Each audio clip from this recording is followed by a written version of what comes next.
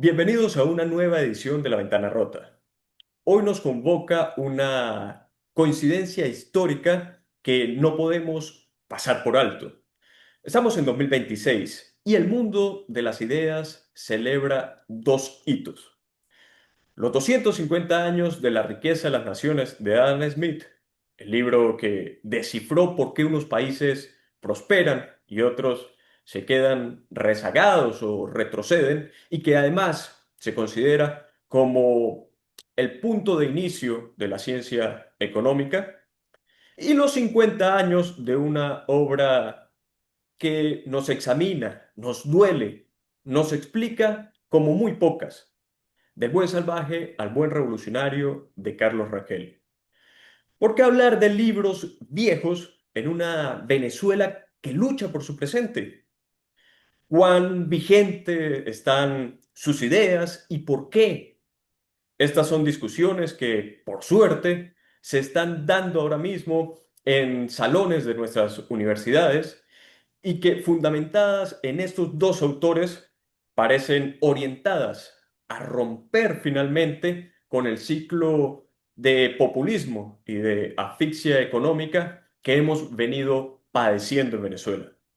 Para ello nos acompaña Omar Ramírez. Él es estudiante de la Facultad de Ciencias Económicas y Sociales de la Universidad de los Andes en Mérida y miembro activo del Círculo de Lectura Carlos Rangel, organización que ha liderado recientemente el debate universitario sobre el legado de Smith. Omar, bienvenido a La Ventana Rota.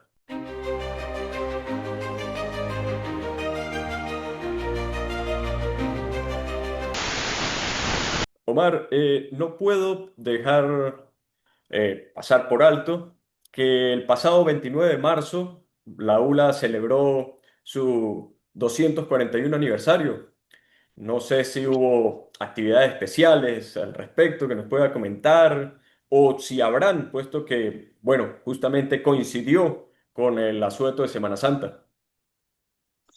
Pues mira, estimado, la verdad es que sí la hubo una serie de actividades, suelen ser muy comunes en la Universidad de los Andes, entre ellas hubo un concierto de gala, pero el evento a destacar sería el discurso de aniversario, el discurso de orden por aniversario, que lo dio el politólogo John Magdaleno de Caracas, que fue invitado precisamente con motivo del aniversario de la universidad y fue un discurso bastante interesante. Escucharlo ahí se siente como cuando lees la anécdota de don Miguel de Unamuno en el Paraninfo de la Universidad de Salamanca, diciéndole al régimen franquista que era un régimen de la muerte.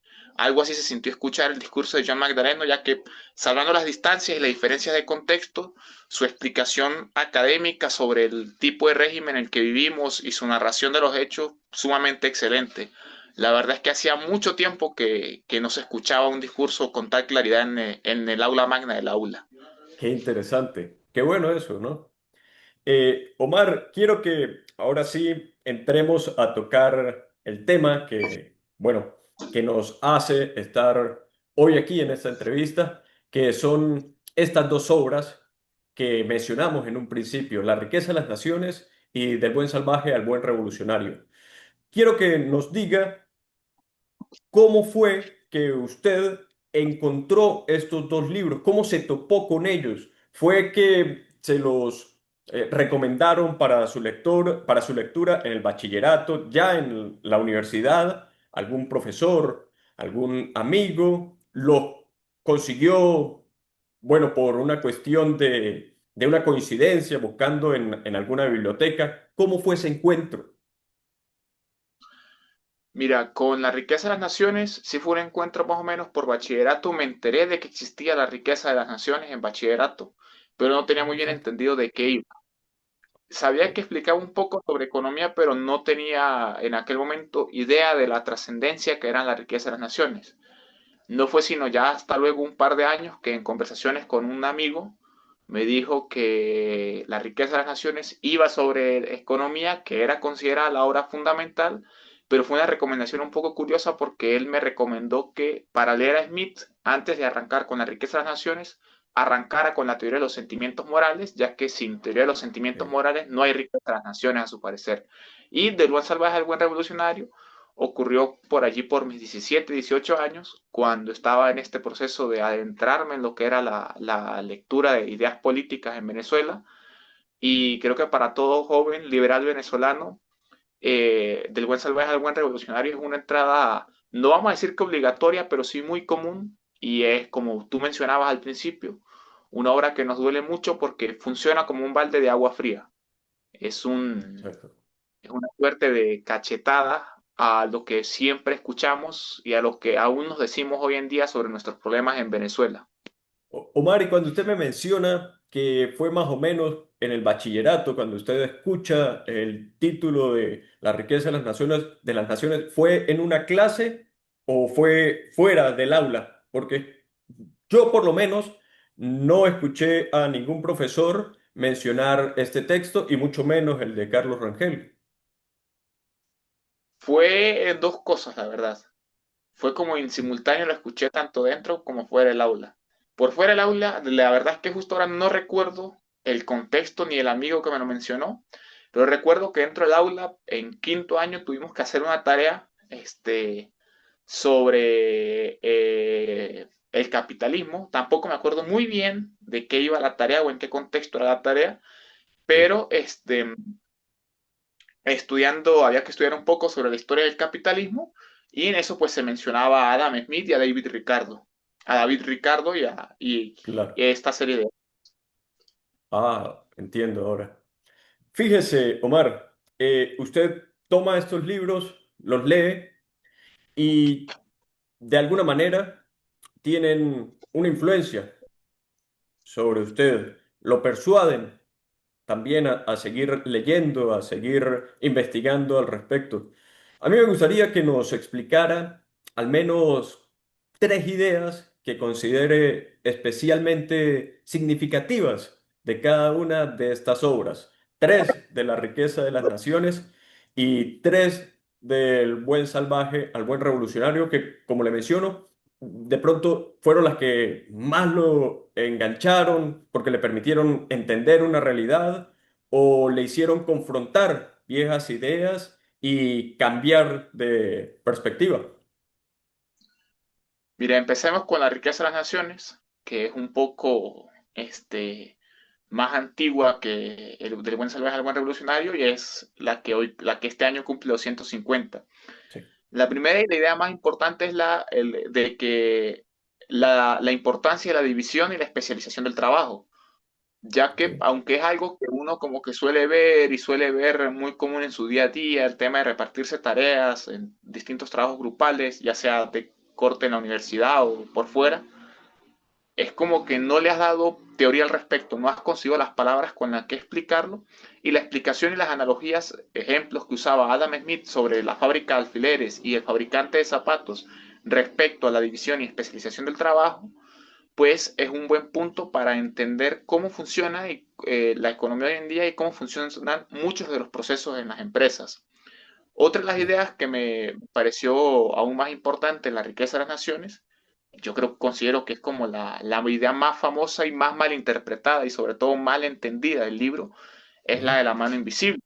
La analogía o aquella parte exacto, en la que él explica que cuando se permite a los comerciantes en un marco de libertades sin mucha intervención por parte del rey, sin que haya nadie planificando, a pesar de ello, los comerciantes parecieran conspirar a favor del bien común, como sí, si una mano invisible los estuviese guiando, ya que si lees bien, él utiliza la mano invisible como una analogía o como una idea para explicar lo que pareciera que ocurre, pero nunca llegó a proponer la existencia en sí de esa mano invisible.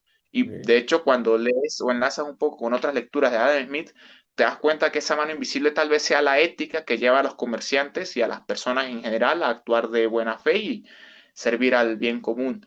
Y la tercera idea, la más importante y que yo considero que es la que más me ha gustado a mí de la lectura, que ok, va muy en orden con la anterior, es la idea de que no es por la caridad, no es por la benevolencia del panadero ni el carnicero que obtenemos nuestra cena, sino por su propio interés egoísta en ganar dinero. Y cómo precisamente cada una de estas personas, estos actores, persiguiendo su propio beneficio, tiene que contribuir y cooperar al bien común. Eso Ok. por allí con la riqueza de las naciones. Y con el buen salvaje, el buen revolucionario. Ok, vamos a hacer una pausa allí en esas ideas que me está mencionando porque considero que son pilares esenciales de esta obra de Adam Smith. Primero, la división del trabajo, algo que, como usted dice, lo solemos ver de pronto en nuestro día a día, pero no sabemos tal vez que exista toda una teoría y lo importante que es esa esa organización que se va dando, además de manera espontánea, ¿no? Como es toda una red que se va tejiendo a nivel incluso global de personas que entre sí están cooperando para realizar un bien y que, bueno, eh, es esencial para tener o para llevar a cabo diferentes tareas de una manera mucho más eficiente, ¿no? Y lo otro que usted menciona acerca de la mano invisible y de lo que es el incentivo que tienen las personas para hacer ciertas cosas que puede ser muy particular y me hace acordar justamente de un ensayo de Hayek que dice el individualismo bien entendido y el individualismo mal entendido, ¿no? De cómo el hecho de que una persona busque un fin y en esa búsqueda beneficia a otros no quiere decir necesariamente que se esté apoyando o que se esté diciendo que, que está perfectamente correcto el hecho de que una persona en busca de un fin daña a otra, que ya es algo distinto. Entonces creo que son ideas muy importantes, muy interesantes y qué bueno que lo haya mencionado. Por favor, menciónenos las tres que considera respecto a del buen salvaje al buen revolucionario. Vale, la idea más importante, o la que yo considero más importante del buen salvaje al buen revolucionario, que de hecho la suelo tocar y la suelo mencionar cuando voy a recomendar el libro porque es un poco picante y suele, suele Ok, generar muchísimo debate, ok, es que la historia en el sistema de enseñanza pública de Venezuela y por extensión quizás de Latinoamérica se ha enseñado mal o se ha enseñado a medias. Y ok, todo para construir un relato populista que sirva a ciertos grupos políticos, ya que se suelen omitir muchos aspectos y detalles relevantes de la historia en Venezuela, especialmente sobre el proceso de emancipación y detalles que generan vacíos en la historia, que obviamente son vacíos que los políticos suelen llenar con su discurso y con su victimismo. Un detalle importantísimo, y solamente voy a servirme de uno para comenzar, por favor. es que la guerra de independencia se aprovecha de una suerte de vacío legal en la corona española y realmente comienza literalmente o comienza explícitamente con la defensa de los derechos de Fernando VII, rey de España, aunque esto sea una excusa a posteriori, ¿no? Y No, es cuando la corona española es usurpada por Napoleón Bonaparte, quien pone a su hermano en la corona española. Los criollos venezolanos, quienes formaban parte de la clase gobernante o de la clase más o menos política de Caracas, forman una suprema junta conservadora de los derechos de Fernando VII, ya que decían que ellos eran súbditos del rey Fernando VII, no de y que se oponían por completo a la usurpación napoleónica. Es un detalle ya de entrada muy interesante cómo fue precisamente, aunque fuera como excusa, la defensa absoluta de los derechos de Fernando VII, como realmente comienza todos estos procesos de independencia. Esa sería una idea que, mira, que en esta idea nos podríamos encadenar y tejer bastante discurso aquí. ok, La segunda idea de buen salvaje al buen revolucionario, que es la que creo que es la idea central en el libro, es precisamente la del mito buen salvajista. La de esa visión que se suele dar en los liceos de ver al nativo de América, en ver al indígena latinoamericano como, de hecho creo que Rangel utiliza estas palabras, lo que queda del jardín del Edén, como si el jardín del Edén hubiera sobrevivido y como si en algún exacto. punto del planeta existiese un sitio en donde el pecado original no hubiese corrompido. Y tener esta imagen de que de que no conocían la guerra, de que no conocían la violencia, de que no conocían la avaricia, de que no existían divisiones o castas sociales y cómo esto se enlaza con la leyenda negra antihispanista. Y ojo que Carlos Rangel tampoco era algún promotor de la leyenda rosa, tampoco negaba ciertas atrocidades, las Exacto. describía muy bien en su libro, pero hacía una distinción entre lo igualmente nociva que es la leyenda negra como la leyenda rosa, que sería Ujú.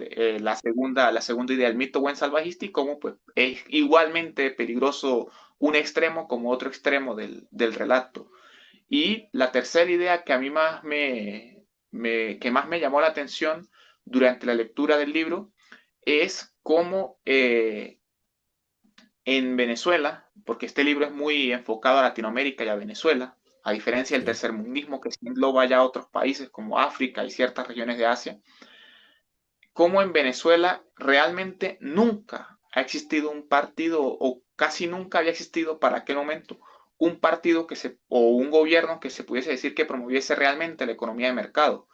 Y su Ok. explicación para mí magistral sobre el APRA y sobre la raíz ideológica de los partidos que imperaron el siglo pasado en Venezuela, y sirviéndose de la corriente del aprismo, una corriente de inspiración marxista, con Claro. tesis expuestas por Raúl Aya de la Torre, un peruano, que son de las que echa mano luego el Partido Acción Democrática y son las que definen o al menos orientan las acciones y el actuar político de al menos ese partido y de la política en Venezuela el siglo pasado. Es un examen total, ¿no? Al final lo que hace Rangel de lo que somos los venezolanos y en sí todos los ciudadanos de la región de Hispanoamérica, ¿no? Y lo expone de una manera muy sencilla de entender, pero también eh, le lleva a uno directamente al leerlo a reflexionar, creo yo, a preguntarse eh, qué tanto nos han enseñado, hemos podido aprender respecto de nuestra historia, de nuestra forma de ver las cosas que han sucedido, ¿no? Y me parece, cuando lo leí, me pareció realmente interesante los datos que ofrecía. Y ese libro, debo decirlo, fue el que me llevó posteriormente a leer a Hayek en Camino a la Servidumbre. Fue justamente este libro de Rangel. Eh, yo quisiera saber, Omar, si estos textos suelen ser populares en la universidad, por lo menos allá en la ULA, ¿no? Porque, bueno, a menudo se dice que la universidad es el campo de batalla de las ideas, por llamarlo de alguna manera. Es en donde diferentes puntos de vista entran en discusión. Entonces, ¿cómo sus compañeros reciben estos textos, sus ideas, e incluso los profesores hablan de ellos, los examinan, proponen su lectura, o suelen ser otros muy distintos? Por favor, háblenos al respecto. Mira, sobre la riqueza de las naciones, tiene una apertura, pues bueno, es bastante amplio el recibimiento sobre las ideas de la riqueza de las naciones y sobre su lectura. Pues de hecho, al punto de que mi facultad se está organizando con motivo de los 250 años, aprovecho para hacer mención del evento, un concurso nacional de ensayos al que todo estudiante de pregrado de cualquier universidad del país está completamente invitado a participar. Excelente. Lo puede buscar en Instagram, en la fase Jula y lo puede buscar como 200, concurso 200, SMIT 250 y Ok, está en la base del concurso, pero el hecho es que se recibe también que se ha llegado a eso, a un concurso nacional de ensayos propuestos desde la universidad, precisamente por los 250 años de la riqueza de las naciones, y se han estado incentivando exposición del contenido del libro, se han estado creando contenido en redes para ello, incluso una sesión del círculo de lectura que tengo el honor de dirigir, que giró en torno a las ideas del libro de la riqueza de las naciones. Entonces, en cuanto a la riqueza de las naciones, pues es una apertura, un recibimiento bastante cálido, diría yo así. Con el buen salvaje al buen ok. revolucionario y Raquel en general, tal vez no ocurre lo mismo. o tal vez sigue siendo un poco el gusto culposo de algunos lectores, ya que, y a ver, me explico, con esto no quiero decir que se ha llegado a los extremos, que se llegó el siglo pasado en los pasillos de la central de hacer una pira para quemar los libros de Rangel, para nada. Para explicar un poco lo que quiero decir, me refiero a que hoy en día, por muchas razones, socialmente y especialmente en entornos más universitarios, hay como una mayor apertura a ideas liberales o a Ok, ideas que vayan un poco en contra a lo que se está acostumbrado en la partidocracia venezolana o al menos del siglo pasado. Ideas de izquierda, socialistas, socialdemócratas. ok, Entonces, con ideas como las de Carlos Rangel y del buen salvaje al buen revolucionario, se está viendo un interés que cada vez va creciendo más sobre estas ideas, un interés que cada vez se va haciendo más notorio sobre al menos discutirlas y conocerlas estas ideas y al menos abrir el compás de debate para que estas ideas tengan un lugar dentro del debate público dentro de la universidad, lo cual a mí me parece sumamente positivo y beneficioso que, bueno, que se esté girando el rostro un poco hacia otras ideas no para que todo el mundo piense de determinada manera, sino para que el debate englobe verdaderamente la mayor variedad de ideas posible, que es a lo claro. que la universidad debería apostar, a la universalidad del conocimiento y a abrirse al debate.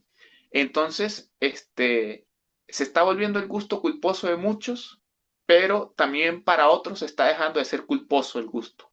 Ok. Ha habido un interés que se está despertando alrededor de estas ideas y que creo que sin duda en unos años, como suele ocurrir con cualquier idea, este, tal vez estos años no tengan que ser mucho, posiblemente esté a la vuelta de la esquina, comiencen a representar un cambio de paradigma en la academia venezolana.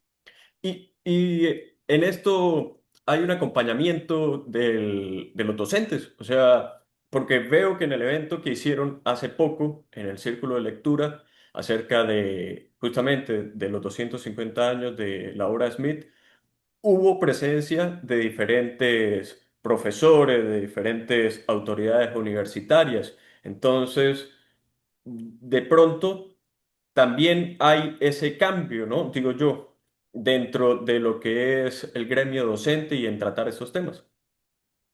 Sí, sí, también se está empezando a ver, tal vez Ah, ok. en menor cantidad que con los estudiantes, pero también se está empezando y se está comenzando a ver que hay profesores que al menos llevan a esas ideas al aula de clases para discutirlas y que Perfecto. están cada vez un poco más abiertos o promoviendo incluso la lectura de este tipo de ideas y de libros como El buen salvaje al buen revolucionario.